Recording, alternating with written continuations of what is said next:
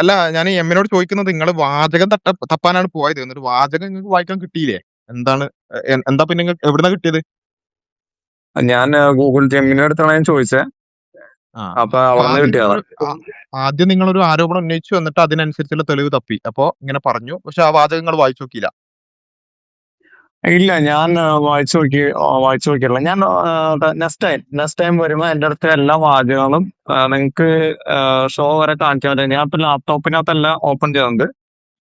ലാപ്ടോപ്പിന് open ചെയ്തിട്ട് നിങ്ങൾക്ക് കാണിക്കാൻ പറ്റിയ രീതിയിൽ ഞാൻ എന്തായാലും കൊണ്ടുവരും. അല്ല ഓക്കെ, ഞാൻ ചോദിക്കുന്ന എമ്മിനോട് നമുക്കത് ആ വാചകം ഇവിടെ കാണിച്ചിട്ട് ഇപ്പൊ തന്നെ നമുക്ക് തീരുമാനമാക്കാം. പക്ഷെ നിങ്ങൾ ശരിക്കും വിചാരിക്കുന്നുണ്ടോ, അതായത് ഒരു വേദഗ്രന്ഥത്തെ കുറിച്ച് വളരെ ഗൗരവകരമായ ഒരു ആരോപണം പറയാം, അത് സിമ്പിളായ കാര്യമൊന്നുമല്ല. അതായത് മറ്റു മതസ്ഥരെ കണ്ട കൊല്ലണം എന്നാണ് പറഞ്ഞത്. അത്രയും വലിയൊരു ആരോപണം പറഞ്ഞിട്ട് നിങ്ങൾ ഓക്കെ, അത് നിങ്ങളുടെ അടുത്ത് പെട്ടെന്ന് അപ്പൊ തന്നെ ചോദിച്ചാൽ തെളിവ് വരണമെന്നൊന്നുമില്ല. പക്ഷെ എന്നാൽ പോലും പിന്നെ അതിനൊരു തെളിവ് നിങ്ങൾ കിട്ടി. ഓക്കെ, ബക്കറ 190 മുതൽ ഓക്കെ, അങ്ങനെ ആയിക്കോട്ടെ.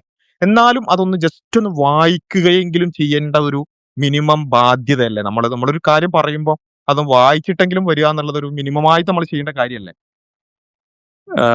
സി നമുക്ക് ഞാൻ പറഞ്ഞില്ലേ, ഞാൻ പെട്ടെന്ന് സോഴ്സ് ചെയ്തിട്ടല്ല ഞാൻ കയറിയാണ്ട്. എന്റേതായ ഒരു ഇതെന്ന് പറഞ്ഞു കഴിഞ്ഞാൽ ഞാൻ ഒരു എത്തിസ്റ്റ് ആണ്. കുഴപ്പമില്ല. എത്തിസ്റ്റ് ആണെന്ന് പറയുന്നതിന്റെ ഉദ്ദേശം എത്തിസ്റ്റ് ആണെങ്കിൽ എന്ത് തോന്നിയാസം കാണിക്കാന്ന അത് ലൈസൻസ് ആണോ എത്തിസം? എന്ത് തോന്നിയാസം കാണിക്കാന്നല്ല. ഇപ്പൊ മതത്തിലുള്ള ആൾക്കാർ എന്തൊരു തോന്നിയാസം കാണിക്കണം. അതുകൊണ്ടാണോ നിങ്ങളോട് വന്നിട്ട് കള്ളം പറഞ്ഞത്? അതായത് കള്ളം പറഞ്ഞതാ? ഞാൻ കള്ളം പറഞ്ഞത് നിങ്ങളുടെ അടുത്ത് പറഞ്ഞോ? എനിക്ക് എന്താണ് തെളിവുള്ളത്? എന്താണ് കളവ് പറഞ്ഞേ ഒരു കളവ് പറഞ്ഞേ. മറ്റു മതസ്ഥരെ കണ്ടാൽ കൊല്ലണം, മറ്റു മതസ്ഥരെ കണ്ടാൽ കൊല്ലണം എന്ന് ഖുറാനിലുണ്ട് എന്നുള്ളത് പച്ചക്കളവാണ്. പച്ചക്കളവ് എന്ന് വെച്ചാൽ അത്രമേൽ ഞാൻ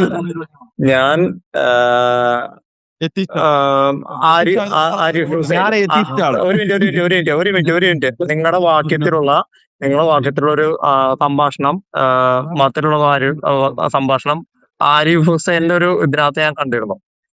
ഓക്കെ, പുള്ളി അതിനകത്ത് കറക്റ്റ് ഡീറ്റെയിൽ വരെ വെച്ചിട്ടാണ് സംസാരിച്ചിരുന്നത്. ഓക്കെ, ഞാനത് കറക്റ്റ് ആയിട്ട് ഞാൻ അടുത്ത തവണ നിങ്ങൾ കണ്ടോ, അടുത്ത തവണ ഞാൻ എന്തായാലും നിങ്ങളുടെ ഇത് ലോഗിൻ ചെയ്യുന്ന സമയത്ത് ഞാൻ വരും. ആ സമയത്ത് നിങ്ങൾക്ക് ഞാൻ കറക്റ്റ് ആയിട്ട് അത് വായിച്ച് അതിന്റെ അർത്ഥവും മീനിങ്ങും വരെ ഞാൻ പഠിച്ചിട്ട് ഞാൻ നിങ്ങൾക്ക് എക്സ്പ്ലെയിൻ ചെയ്യും.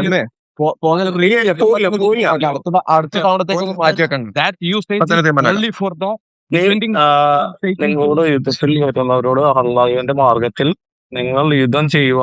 അള്ളാഹുവിന്റെ മാർഗത്തിൽ യുദ്ധം ചെയ്യുക. ഓക്കെ, നിങ്ങൾ ആക്രമിക്കുന്നത് നിശ്ചയമായും അള്ളാഹുവിന്റെ ആക്രമിക്കുന്നവരെ ഇഷ്ടപ്പെടുന്നതല്ല. അടുത്തത്, ഈ അള്ളാഹുവിന്റെ മാർഗത്തില് യുദ്ധം ചെയ്യാൻ വേണ്ടി പഠിക്കുന്നത് നിങ്ങളുടെ അള്ളാഹു നല്ല പഠിപ്പിക്കുന്ന കാര്യമാണ്. എന്റെ പൊന്നമ്മ, അതൊന്ന് മര്യാദയ്ക്ക് സമാധാനത്തോടെ ഇരുന്ന് വായിക്കി, എന്നിട്ട് ഡയലോഗ് അടിക്കാം. അത് വായിക്കി, നല്ലോണം ശ്രദ്ധിച്ച് വായിക്കി, തിരക്ക് പിടിക്കല്ലേ. അതിനെ ഞാനും പറഞ്ഞേ, കറക്റ്റ് അല്ലേ? വായിക്കി, എന്താണ് അതിലുള്ളത്? അതായത് നിങ്ങളുടെ യുദ്ധത്തിന് വരുന്നവരോട് അള്ളാഹുവിന്റെ മാർഗത്തിൽ നിങ്ങൾ യുദ്ധം ചെയ്യുവേ. ഓക്കെ, യുദ്ധത്തിന് വരുന്നവരോട് പിന്നെ എന്താ ചെയ്യേണ്ട? കെട്ടിപ്പിടിച്ച് ഉമ്മ കൊടുക്കണോ?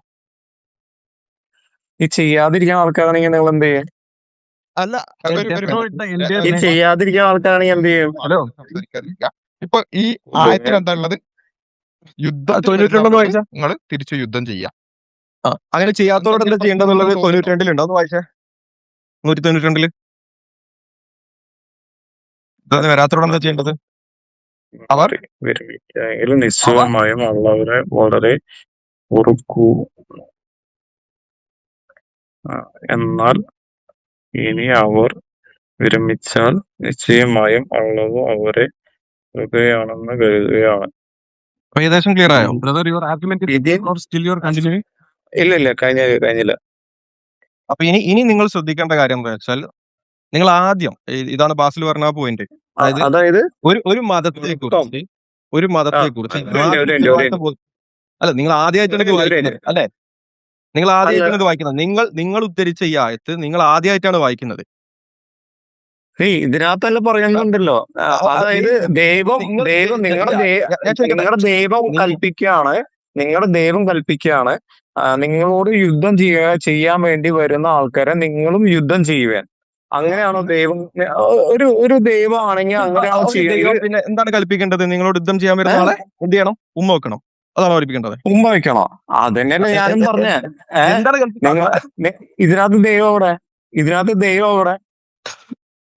ഓൺലൈനായി ഇതിനകത്ത് ദൈവം എവിടെ? അതായത് ഞാൻ ഒരു കാര്യം പറയട്ടെ. ഒരു മിനിറ്റ് നിങ്ങൾ പറയുന്ന ഒറ്റ കാര്യം നിങ്ങൾ ഇത്ര പറഞ്ഞല്ലോ. അതായത് നിങ്ങളിപ്പം ഇങ്ങോട്ട് യുദ്ധം ചെയ്യുന്നവരെ തിരിച്ച് യുദ്ധം ചെയ്യരുത് അല്ല കെട്ടിപ്പിടിക്കാനാണ് ദൈവം പഠിപ്പിക്കുന്നത്. അതൊക്കെ വേറെ ആർഗ്യുമെന്റ്. പക്ഷെ നിങ്ങളിപ്പോ തപ്പാൻ പോയത് എന്താണ്? മറ്റു മതസ്ഥരെ കൊല്ലാൻ ഖുർആൻ പറഞ്ഞു അല്ലെ? മറ്റു മതസ്ഥരെ കൊല്ലാൻ ഖുർആൻ പറഞ്ഞു എന്നുള്ളത് തപ്പാനാണ് പോയത്. എന്നിട്ട് അതിന് തെളിവാണ് ഈ ആയത്ത് കൊണ്ടുവന്നത്. ഈ ആയത്തിൽ പറയുന്നത് ഇങ്ങോട്ട് യുദ്ധം ചെയ്യുന്നവരോട് യുദ്ധം ചെയ്യണമെന്നാണ്. ഒരു അല്ലേ? ഓക്കെ, അത് ഞാൻ കൊണ്ടുവരും. ഞാൻ അത് കറക്റ്റ് ഡീറ്റെയിൽസ് എടുത്തിട്ട് നിങ്ങൾ കൊണ്ടുവന്നതാണ്. ഓക്കെ, എനിക്ക് ഇതാണ് കിട്ടിയത്. ഗൂഗിളിൽ എനിക്ക് സെർച്ച് ചെയ്ത് കഴിഞ്ഞപ്പോ എനിക്ക് പെട്ടെന്ന് ഇതാണ് കിട്ടിയത്. അപ്പൊ ഇല്ലാതെയാണോ നിങ്ങൾ ഇത് തെളിവും കാര്യമൊന്നും ഇല്ലാതെ വെറുതെ വായിപ്പോന്ന് വിളിച്ചു പറയാണോ ചെയ്തത്? തെളിവും കാര്യങ്ങളും ഞാൻ കണ്ടിരുന്നു. പക്ഷെ അത് എനിക്ക് ഒരു ദിവസം ഞാൻ പറയാം. ഞാൻ നേരം എന്റെ ലാപ്ടോപ്പിനകത്ത് ഞാൻ നിങ്ങൾക്ക് അത് കറക്റ്റായിട്ട് സ്ട്രീം ചെയ്ത് അതിന്റെ അർത്ഥവും കാര്യങ്ങളൊക്കെ എടുത്ത് വേറെ എന്തെങ്കിലും ഇതുണ്ടെങ്കിൽ ഞാൻ കൊണ്ടുവരും ഉറപ്പായിട്ടും. ഈ ഒരു കോൺവെർസേഷൻ കഴിഞ്ഞിട്ടുള്ളൊരു മേ ബി ഞാൻ ഇത് ശേഖരിച്ചു വെക്കും എന്തായാലും. അതായത് ഓക്കെ, നിങ്ങൾ ശേഖരിച്ചു വന്നോളൂ. ഒറ്റ മിനിറ്റ്. അതായത് നിങ്ങള് മുമ്പ് ഇതെന്ന് വെച്ചാൽ നിങ്ങളെ സ്രോതസ്സൊക്കെ നിങ്ങൾ പറഞ്ഞു കഴിഞ്ഞു. ആരിഫ് ഹുസൈൻ എന്നൊക്കെ എന്നുവെച്ചാൽ ഒരു സ്വയം പ്രഖ്യാപിത നുണയനെയാണ് നിങ്ങൾ സ്രോതസ്സാക്കി എടുത്തത്. എന്നുവെച്ചാൽ ഞാൻ നുണ പറയുമെന്ന് സ്വയം പറഞ്ഞ ആളാണ് അയാൾ. ഓക്കെ, അപ്പോ അങ്ങനെയുള്ള ഒരാളെയൊക്കെ സ്രോതസ്സാക്കി എടുത്തിട്ടാണ് നിങ്ങൾ ഇതൊക്കെ ചെയ്യുന്നത്. ഞാൻ അയാള് കാണിക്കുന്ന എവിഡൻസ് വെച്ചിട്ടാണ് ഞാൻ അതിനകത്തൊന്ന് കണ്ടത്. കാണിച്ചതിന്റെ അവസ്ഥ ഒരു മിനിറ്റ് കാണിച്ചതിന്റെ അവസ്ഥയാണിത്. ഞങ്ങള് സംവാദത്തിന് വിളിച്ചിട്ട് പോലും ഇതുവരെ വരാത്തത് അതുകൊണ്ടൊക്കെ തന്നെയാണ്. ഇതുപോലെ ആള് തിരിച്ചാലോ പറയണേ. ഒരു മിനിറ്റ് ഞാൻ പറഞ്ഞു തീർക്കട്ടെ. ഇങ്ങനെ ഇടക്ക് കയറല്ല, ഒന്ന് പൂർത്തിയാക്കാൻ സമ്മതിക്കും. അപ്പൊ ഞങ്ങൾ ഇതുപോലുള്ള ലൈവ് ഡിസ്കഷൻസിലൊക്കെ അയാളെ വിളിച്ചിരുന്നു. അയാൾ കയറാത്തതിന്റെ കാരണം ഇപ്പൊ നിങ്ങൾക്ക് മനസ്സിലായിട്ടുണ്ടാവും. ഇതുപോലെ 100 കണക്കിന് ആൾക്കാരുടെ മുമ്പിൽ ഇങ്ങനെ എന്ത് ചെയ്യും, തൊലി ഉരിയപ്പെടും എന്നുള്ളതുകൊണ്ടാണ് അയാളെ നമ്മൾ വിളിച്ചിട്ടും അയാൾ ലൈവിലൊന്നും വരാത്തത്. അത് ഏതെങ്കിലും ഇസ്ലാമിനെ കുറിച്ചോ അല്ലെങ്കിൽ മതത്തെക്കുറിച്ചൊന്നും ഒരു ധാരണയില്ലാത്ത ആൾക്കാരെ വെച്ചിട്ട് പിന്നെ എന്തെങ്കിലുമൊക്കെ ഡയലോഗ് അടിക്കാൻ പറ്റുന്നല്ലാതെ ഇതേക്കുറിച്ച് പ്രാഥമിക ധാരണയുള്ള ഞങ്ങളെ പോലുള്ള ആൾക്കാരുടെ മുമ്പിൽ പോലും വരാനുള്ള ധൈര്യം അയാളെ പോലുള്ള ആളുകൾക്ക് ഇല്ലാത്തത് കൃത്യമായി ഇതുപോലെ തൂക്കി ചുവന്ന കരങ്ങളോടെ എന്നൊക്കെ പറയില്ലേ, അതുപോലെ ചുവന്ന കരങ്ങൾ കൊണ്ട് കോട്ട് റെഡ് ഹാൻഡഡ് എന്ന് പറഞ്ഞ പോലെ ഇപ്പൊ നിങ്ങൾ പിടിക്കപ്പെട്ടതുപോലെ പിടിക്കപ്പെടും. അതുകൊണ്ടാണ് ഇനി നിങ്ങൾക്ക് ഇപ്പൊ ഉള്ളൊരു ഇതെന്താ വെച്ചാൽ ഞാൻ പിന്നെ വരും, ആയിക്കോട്ടെ വന്നോളൂ. അതിന് നിങ്ങൾക്ക് വേണ്ടി മാത്രമാണ് നിങ്ങൾ എന്ത് ചെയ്യാ, നിങ്ങൾ വേറെ വന്നോളൂ, കുഴപ്പമൊന്നുമില്ല. നിങ്ങൾ എന്ത് ചെയ്യാ, എല്ലാ സംഭവങ്ങളൊക്കെ റെഡിയാക്കിയിട്ട് ഒരു ദിവസം വന്നോളൂ. നിങ്ങൾക്ക് വേണ്ടി മാത്രമായിട്ട് ഒരു ലൈവ് വെക്കാൻ ഞങ്ങൾ റെഡിയാണ്. ഓക്കെ.